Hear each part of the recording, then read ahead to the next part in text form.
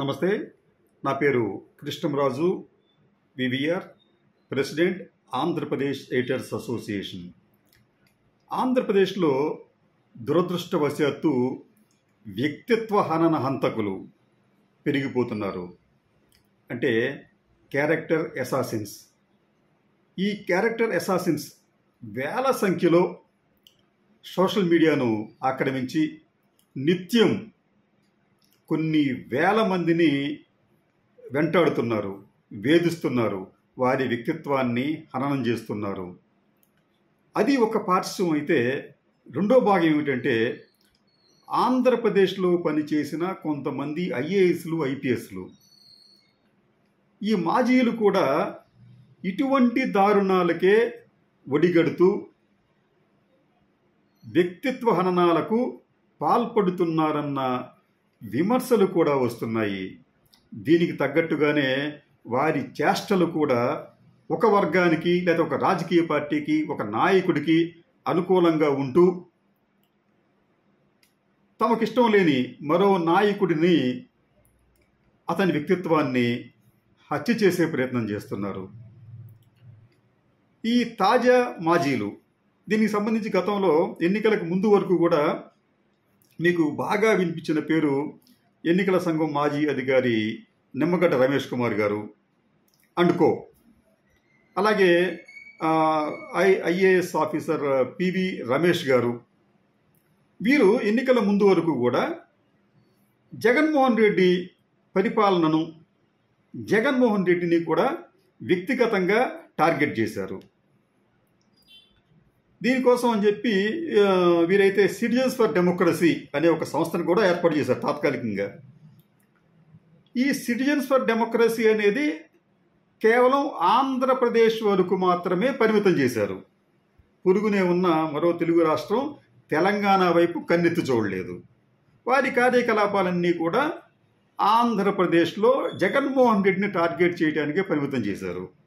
సరే, వారి లక్ష్యం పూర్తయింది. ఆ తర్వాత మళ్ళీ వారి జాడలేదు. అలాగే ఆ సిటిజన్స్ ఫర్ డెమోక్రసీకి సంబంధించిన కార్యకలాపాలు కూడా లేవు. ఇక్కడ మనకేమర్థమవుతుంది? వీరు చాలా ఉద్దేశపూర్వకంగా ఒక వర్గాన్ని మోస్తూ జగన్మోహన్ రెడ్డి అండుకొని అధపాతాళంలోకి తొక్కే ప్రయత్నం చేశారు. సరే, ఎన్నికలు అయిపోయిన తర్వాత ఇక్కడితో అయిపోయిన ఈ భాగవతం అంటే అవలేదు. తాజాగా ఇప్పుడు కూడా ఈ మాజీలు జగన్మోహన్ రెడ్డిని టార్గెట్ చేస్తూ, అతని పరిపాలన రాదు, అతను ఎవరిని గౌరవించడు, అతను ఎవరితో ఎలా వ్యవహరించాలో కూడా తెలియదు, సజ్జల రామకృష్ణారెడ్డి మీద మొత్తం వదిలేశారు, ధనుంజయ రెడ్డి మీద వదిలేశారు అని చెప్పి ఇప్పుడు కొత్త కొత్త విషయాలు, వింత వింత విషయాలు చెబుతున్నారు. ఇలా చెబుతున్న వారిలో తాజాగా మీకు ఆంధ్రప్రదేశ్ చీఫ్ సెక్రటరీగా పనిచేసిన ఎల్వి సుబ్రహ్మణ్యం గారు, అలాగే వైసీపీ ఎమ్మెల్సీగా పనిచేసిన మాజీ ఐపీఎస్ ఆయన షేక్ మహమ్మద్ ఇక్బాల్గా ఆయన పేరు పొందారు. వీరిద్దరూ కూడా ఒక తెలుగుదేశం అనుకూల ఛానల్లో ఇంటర్వ్యూ ఇస్తూ జగన్మోహన్ రెడ్డి వ్యక్తిత్వాన్ని చాలా కించపరిచే విధంగా, ఆయన వ్యక్తిత్వాన్ని హననపరిచే విధంగా మాట్లాడారు. అది కూడా అసలు జగన్మోహన్ రెడ్డి వ్యక్తిత్వం అనేది సరిగ్గా ఉండదు, పబ్జీ ఆడుకుంటాడేమో అంటున్నారు. ఇదే మీరు ఒక ఐఏఎస్లు, ఐపీఎస్లుగా పనిచేసిన వ్యక్తులు జగన్మోహన్ రెడ్డి ఇంట్లో ఖాళీగా కూర్చుంటాడు, ఎవరిని కలవడం, ఇంట్లో పబ్జీ ఆడుకుంటాడేమో నన్ను విమర్శలు వచ్చినాయి అని చెప్పేంత స్థాయికి ఆ వ్యక్తులు ఎందుకు పడిపోతున్నారు? ఎల్వి సుబ్రహ్మణ్యం గారు అయితే జగన్మోహన్ రెడ్డికి సంబంధించి ఆయన వ్యక్తిత్వాన్ని కించపరుస్తూనే కొత్తగా ఒక ఎలిగేషన్ చేశారు. అదేమిటంటే 3 రాజధానుల ప్రకటనకు సంబంధం లేకుండానే జగన్మోహన్ రెడ్డి గారు విశాఖపట్నంలో స్టీల్ ప్లాంట్ను విక్రయించి అక్కడ రాజధాని పెడదాం అన్నా అని చెప్పి ఈయన చెప్పారంట. జగన్మోహన్ రెడ్డి మీకు మరీ అంత అమాయకుడిగా, అంత అజ్ఞానం లేని వ్యక్తిగా కనిపిస్తున్నాడా? జగన్మోహన్ రెడ్డి రాజకీయాల్లోకి రాకముందే ఆయనకు ఈ వ్యాపార రంగంలో అనుభవం ఉంది. ఈ పవర్ ప్లాంట్స్ కూడా నడిపాడు. ఆయనకున్న సర్కిల్లో అత్యధికులు ఈ పారిశ్రామికవేత్తలు, వ్యాపారవేత్తలే. స్టీల్ ప్లాంట్ని అమ్మేసేస్తే అక్కడ రాజధాని కట్టేయచ్చా? స్టీల్ ప్లాంట్ అమ్మేయడం సాధ్యం కాదని చెప్పి జగన్మోహన్ రెడ్డికి తెలియదా? స్టీల్ ప్లాంట్ అనేది రాష్ట్రీయ ఇస్పాత్ నిగమ్ కేంద్ర ప్రభుత్వ సంస్థ అధీనంలో ఉంది. దాన్ని అమ్మాలని చెప్పి చెప్పాడా మీకు? దాన్ని అమ్మేసి అక్కడ రాజధాని కడదామని చెప్పి చెప్పాడా? ఎంత హాస్యాస్పదంగా ఉందండి. జగన్మోహన్ రెడ్డి 2019 ఎన్నికల ముందు, 2014 ఎన్నికల ముందు కూడా స్టీల్ ప్లాంట్కి సంబంధించి చాలా స్పష్టమైన వైఖరిని వెల్లడించాడు. ఆ స్టీల్ ప్లాంట్కి బొగ్గు గనులు కూడా కేటాయించాలని చెప్పి లేఖ రాశాడు ఆయన.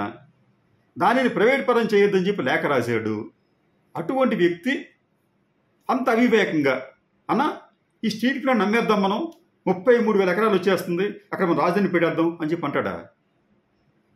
ఇది అసలు నిజంగా ఎల్వి సుబ్రహ్మణ్యం గారి లాంటి వ్యక్తి ఇటువంటి మాటలు చెప్పడం, ఈ మాటలన్నీ కూడా జగన్మోహన్ రెడ్డి మీద రుద్దడం లేదా ఆపాదించడం అత్యంత శోచనీయంగా కనిపిస్తోంది. జగన్మోహన్ రెడ్డికి సంబంధించి పరిపాలన తెలియదు ఆయనకి. జగన్మోహన్ రెడ్డికి పరిపాలన తెలియకపోతే 2 ఏళ్ల పాటు కోవిడ్తో రాష్ట్రం అతలాకుతలమైనప్పటికీ కూడా రాష్ట్రాన్ని తిరిగి ఆయన గాడిలో పెట్టగలిగాడు. ఎంత స్థాయిలో మీకు తెలియదా? ఆంధ్రప్రదేశ్ జిఎస్డిపి గ్రోత్ ఎంత ఉందో మీకు తెలీదా? 16.2% దాకా నమోదైంది. అది మన భారతదేశంలో సెకండ్ హైయెస్ట్ గ్రోత్ రేట్. అది సుబ్రహ్మణ్యం గారు తెలియదు. అది పరిపాలనా సంస్కరణ, ఈ సమర్థవంతమైన పాలన సాధ్యం అవుతుందో అది. అలాగే అన్ని సెక్టర్లు కూడా డబుల్ డిజిట్ గ్రోత్ని సాధించాయి. మరి అది పరిపాలనా సంస్కరణలు అయితే జగన్మోహన్ రెడ్డి పరిపాలన సాధ్యం కాకపోతే ఇది ఎట్లా సాధ్యం అవుతుంది? అసలు బహుశా సుబ్రహ్మణ్యం గారు కూడా ఊహించని విధంగా విద్యారంగంలో ఆయన విప్లవాత్మక మార్పులు తీసుకొచ్చాడే. మీరు ఎప్పుడైనా సలహా ఇచ్చారు ఆయనకి? ప్రాథమిక స్థాయి నుంచే విద్యార్థులకు ట్యాబులు ఇవ్వాలని చెప్పి, ఆంగ్ల మాధ్యమం ప్రవేశపెట్టాలని చెప్పి, వారికి ఇంటర్నేషనల్ బకలారియత్ సిలబస్ ఇవ్వాలని చెప్పి మీరు ఎప్పుడైనా ఆయన సజెస్ట్ చేశారా? మీరు ఆయన దగ్గర ఉన్నప్పుడు కానీ పరోక్షంగా కానీ ఇలా చేస్తే బాగుంటుందని చెప్పి మీరేం చెప్పారా? మరి ఎన్నెట తెలిసిపోయింది జగన్మోహన్ రెడ్డికి? జగన్మోహన్ రెడ్డి పరిపాలన తెలియదు కదా, మరి ఎన్నెట తెలిసినాయి? ఇంకో విషయం, జగన్మోహన్ రెడ్డి గారు చేసిన ఒక అద్భుతమైన అంశం ఏంటంటే పౌర సేవలు. దాదాపు 700 రకాల పౌర సేవలనైనా ఆంధ్రప్రదేశ్లో గత 5 ఏళ్లుగా 12 కోట్ల సేవలు అందించాడు ఆయన. అంటే సగటున ఒక్కొక్కరు 2 పౌర సేవలు తమ ఇంటి గడప వద్దే అందుకున్నారు. ఈ సంస్కరణ అనేది ఎల్వి సుబ్రహ్మణ్యం గారు, ఇక్బాల్ గారు చెప్పారా జగన్మోహన్ రెడ్డి గారు ఎప్పుడైనా? మరి జగన్మోహన్ రెడ్డికి తెలియదు కదా, మరి దాన్ని ఎట్లా ఇంప్లిమెంట్ చేశాడు? అసలు ఎట్లా సాధ్యమైంది అది? జగన్మోహన్ రెడ్డికి ఏమీ తెలియదు. జగన్మోహన్ రెడ్డి హయాంలో దాదాపు 2,000 రకాల వస్తువులు విదేశాలకు ఎగుమతి అయ్యాయి. ఎలా సాధ్యమైంది? జగన్మోహన్ రెడ్డి గారి హయాంలోనే ఇంకా అనేక అద్భుతాలు జరిగాయి, పరిపాలనా సంస్కరణలు కూడా జరిగాయి. జగన్మోహన్ రెడ్డి గారికి పరిపాలన గురించి తెలియదు.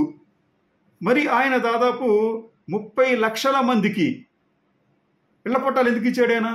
మీరు ఎప్పుడు చెప్పారా? ఈ మాజీ ఐపీఎస్లు, ఐఏఎస్లు మీకు బాగా విజ్ఞానవంతులు, మీకు అన్నీ తెలుసు కదా, మీరు ఎప్పుడన్నా కలుసుకొని చెప్పారా జగన్మోహన్ రెడ్డికి ఇట్లా పేదలు ఉన్నారండి, దేశంలో ఎవరు ఇవ్వలేదు, ఇట్లా ఇప్పుడు ఎవరికి ఎవరు ఇవ్వలేదు, కాబట్టి వారికి మీరు సెంటున్నర స్థలాలు ఇవ్వండి మీరు అని చెప్పి మీరు ఎప్పుడైనా చెప్పారా? మరి ఆయన ఎందుకు ఇచ్చాడు? మరి ఆయనకి పరిపాలన తెలియదు కదా. ఇంకో విషయం, చంద్రబాబు నాయుడు గారు అమరావతిలో ల్యాండ్ పూలింగ్లో 33,000 ఎకరాలు సేకరించాడు. అది మీకు గొప్పగా కనిపిస్తుంది. అదే జగన్మోహన్ రెడ్డి ఈ పేదలకు ఇళ్ల స్థలాల కోసం దాదాపు 75,000 ఎకరాల భూమి అసలు ఎటువంటి వివాదాలు లేకుండా సేకరించాడు. ఎట్లా సాధ్యమైంది అది? జగన్మోహన్ రెడ్డి పరిపాలన అనుభవం లేదు కదా. జగన్మోహన్ రెడ్డి ఒకవేళ పబ్జీ ఆడుకుంటాడేమో అసలు రాష్ట్రాన్ని గాలికి వదిలేసి. ఎట్లా సాధ్యమైంది? జగన్మోహన్ రెడ్డి గారిని మోడీ గారు దాదాపు 23 సార్లు ఇంటర్వ్యూ ఇచ్చాడు జగన్మోహన్ రెడ్డి గారికి. భారతదేశంలో ఏ ముఖ్యమంత్రికి అన్నిసార్లు ఇవ్వలేదు. ఎందుకు ఇచ్చాడు? జగన్మోహన్ రెడ్డికి అసలు పరిపాలన తెలియదు, రాష్ట్రాన్ని అధోగతి పాలు చేశాడు, ఇంట్లో కూర్చొని పబ్జీ ఆడుకుంటాడేమో. అటువంటి వ్యక్తిని దేశ ప్రధాని, ప్రపంచంలో అత్యంత ప్రజాదరణ గల నాయకుడు మోడీ గారు 23 సార్లు ఎందుకు ఇంటర్వ్యూ ఇచ్చాడు? మరి మీకు ఎప్పుడు ఇచ్చాడు ఇంటర్వ్యూ? ఏంటి ఇక్కడ ఏం జరుగుతుంది? అసలు మీరు ఏం చెప్పాలనుకున్నారు ఈ రాష్ట్రానికి? ఎందుకు మీరు ఇటువంటి వ్యక్తిత్వ హననానికి పాల్పడుతున్నారు? సుబ్రహ్మణ్యం గారికి సంబంధించి ఆయన మీద ఉన్న అపవాదం ఏంటంటే ఏది కూడా తేల్చడు, నాంచుతాడు, ఫైళ్లను తన వద్ద అట్టే పెట్టుకొని ఎటువంటి నిర్ణయం తీసుకోకుండా సాచివేత ధోరణి అవలంబిస్తాడనే అభియోగాలు ఆయన మీద ఉన్నాయి. ఆయన ఏంటంటే ఈ ఐఏఎస్ అనేది, ఐపీఎస్ అనేది కొలోనియల్ సంస్కృతి. అది వాళ్ళ సంస్కృతిలో భాగాన్ని ఇప్పటికీ కూడా ఆయన వాళ్ళు ఇటువంటి వ్యక్తులు అట్లాగే అనుసరిస్తూ ఉంటారు. తమ చేతికి మట్టి అంటకుండా ఏమి జరగకుండా చూడటం వారి ఉద్దేశంలో కనిపిస్తూ ఉంటుంది కొన్నిసార్లు. అయితే ఇదే సుబ్రహ్మణ్యం గారు తిరుమల తిరుపతి దేవస్థానానికి సంబంధించి అక్కడ ముఖ్యమైన విధులు నిర్వహిస్తున్నప్పుడు కూడా ఆయన చాలా ఆరోపణలు వచ్చినాయి. అక్కడ ఈ భక్తులు ఇచ్చిన కానుకల్ని ఈ తిరుమల తిరుపతి దేవస్థానం నిధులను ఆయన తన విలాసాలకు వాడుకున్నాడు, తన భవనాల మరమ్మతులకు వాడుకున్నాడు అని చెప్పి ఆయన మీద ఆరోపణలు వచ్చినాయి అప్పట్లో. దానికి సంబంధించి చెప్తారు. సరే, సుబ్రహ్మణ్యం గారికి అన్ని పద్ధతులు బాగా తెలుసు. 2019లో ఎన్నికల ఫలితాలు ఇంకా పూర్తిగా రాలేదు. ట్రెండ్ అయితే వచ్చేసింది. ఆ రోజున జగన్మోహన్ రెడ్డి గారు ఘన విజయం సాధిస్తున్నట్టుగా తెలిసిపోయింది. అప్పటికి ఇంకా ఆయన వైసీపీ ఇంకా ఫ్లోర్ లీడర్ కాదు, లేకపోతే ఆయన లెజిస్లేచర్ పార్టీ లీడర్ కూడా కాదు. ట్రెండ్ ఉందంతే. ఈ ట్రెండ్ ఉన్నప్పుడే వాళ్ళు చంద్రబాబు నాయుడు వదిలేసి జగన్మోహన్ రెడ్డి గారి దగ్గర వెళ్ళిపోయారు. ఆ సాయంత్రానికల్లా వెళ్ళి ఆయనకి బుక్కేసి ఇచ్చి ఆయన అభినందించారు. ఏంటి అసలు ఇది? మీరు ఒక చీఫ్ సెక్రటరీగా ఉన్న స్థాయిలో ఉన్న వ్యక్తి, మీకు ప్రోటోకాల్ అది. అదేం ప్రోటోకాల్ మీకు? జగన్మోహన్ రెడ్డి అప్పటికి ఇంకా ఒక సాధారణ ఎమ్మెల్యేగా కూడా ఇంకా డిక్లేర్ చేయలేదు ఎవరు. ఆయన ఆ శాసనసభ పక్ష నాయకుడిగా, అంటే మన వైసీపీ పక్ష నాయకుడిగా కూడా పార్టీ నాయకులను ఎన్నుకోలేదు. మీరు ఎందుకు వెళ్ళిపోయి ఆయన ప్రాపకం కోసం ప్రయత్నించారు? మీరు పద్ధతుల గురించి మాట్లాడతారా? మీకు ప్రాపకం కావాలి. ఆయనను ఒకసారి ఆ పార్టీ తమ పక్ష నేతగా ఎన్నుకున్న తర్వాత గవర్నర్ గారు మీకు ఏమన్నా ఆదేశిస్తే ఆయనకి ఏం కావాలో అవన్నీ, అంటే ప్రమాణ స్వీకారానికి అన్నీ చేసే సమయంలో మీరు కలుసుకోవచ్చు. ఆయన్ని వెళ్ళిపోయారు మీరు ఆయన దగ్గరికి. ఇప్పుడు వచ్చేమో జగన్మోహన్ రెడ్డికి ఏమీ తెలియదు, పరిపాలన తెలియదు ఆయనకి, అది మీకు మాత్రమే తెలుసు. ఓకే.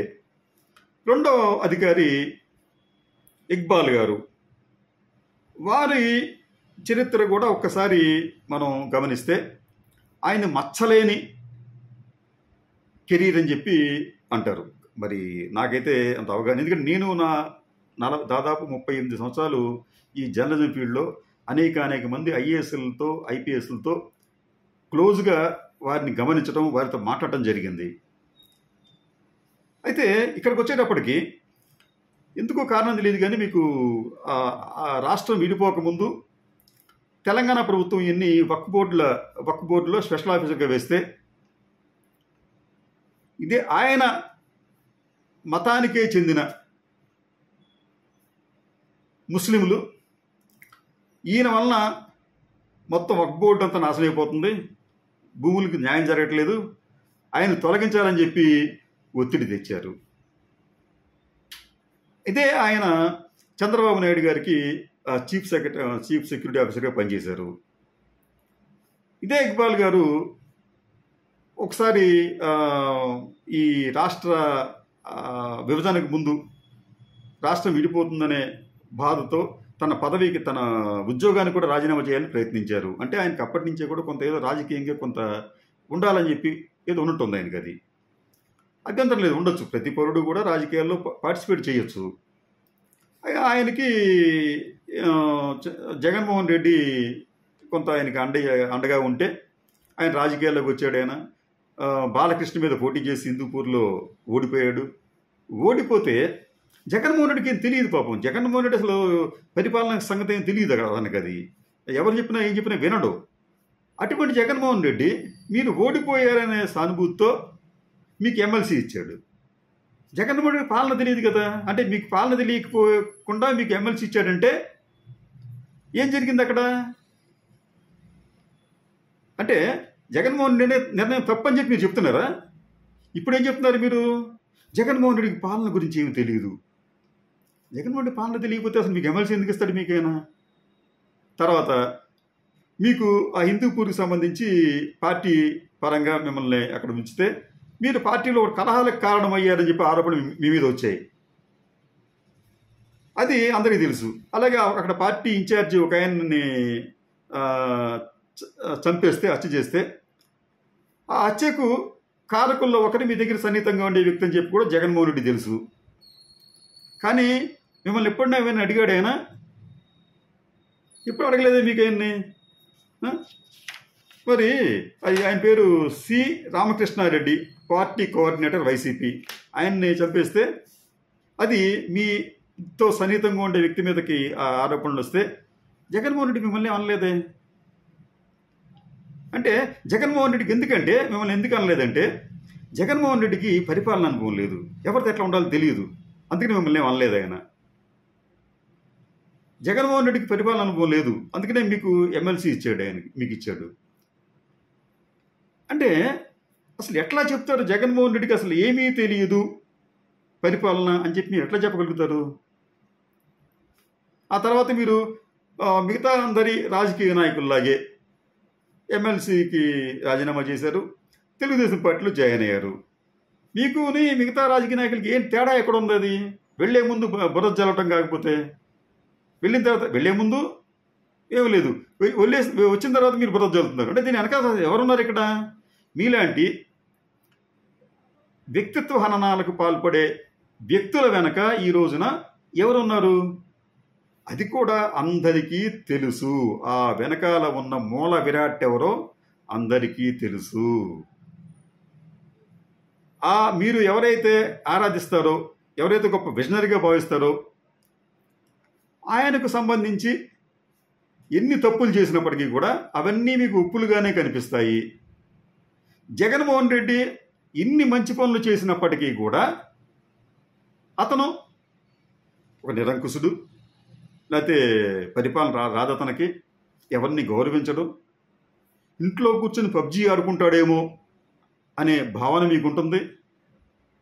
ఇది బాగుండలేదండి. అది నిజానికి ఇది మనం మంచిని మంచిగా చెడును చెడుగా చెప్పకపోతే మనం ఎంత చదువుకున్నా, ఎంత గొప్ప ఉద్యోగాలు చేసినప్పటికీ కూడా అది మన వ్యక్తిత్వాన్ని, మన శోభనివ్వదు. అది మన వ్యక్తిత్వాన్ని మరింత పతనం చేస్తుందని చెప్పి గమనించాలని చెప్పి కోరుతున్నా.